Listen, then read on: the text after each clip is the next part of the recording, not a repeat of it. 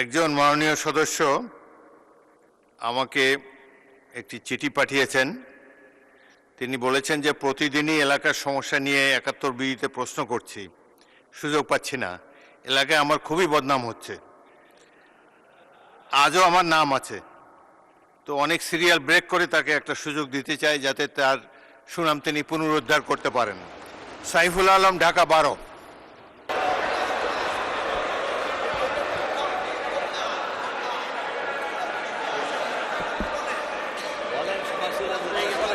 মাননীয় স্পিকার, আপনাকে অনেক অনেক ধন্যবাদ।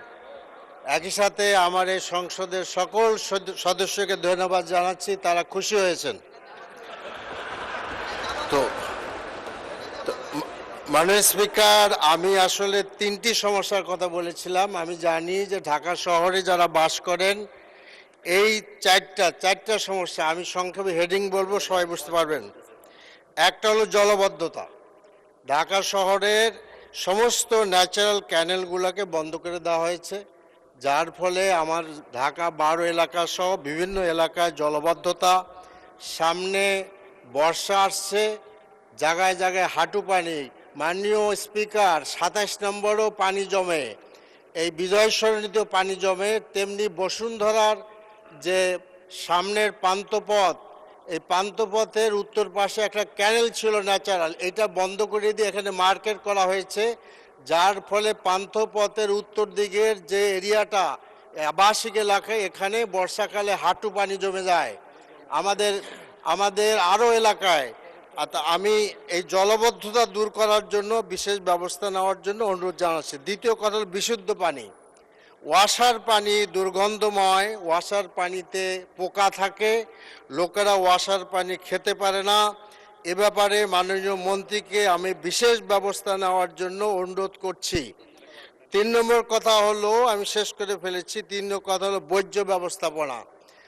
আমাদের মাননীয় প্রধানমন্ত্রী তিনি অনেক দিন বাইরে ছিলেন, আমিও সেখানে ছিলাম, কিন্তু আমার সাথে দেখা হয় নাই। মাননীয় সদস্যবৃন্দ, জরুরি জনগুরুত্ব সম্পন্ন বিষয়ে মনোযোগ আকর্ষণ বিধি। মাননীয় সদস্য, আপনাকে সুযোগ দেওয়া, সবাই বলছে সুযোগ দেওয়া উচিত না।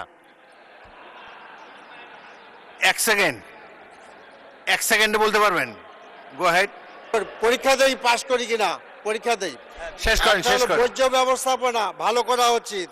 আর গ্যাসের সমস্যা, ঢাকা শহর ভুগতেছে, অনেক পুরাতন 40-50 বছরের গ্যাস লাইন, 30 সেকেন্ড শেষ করা দরকার।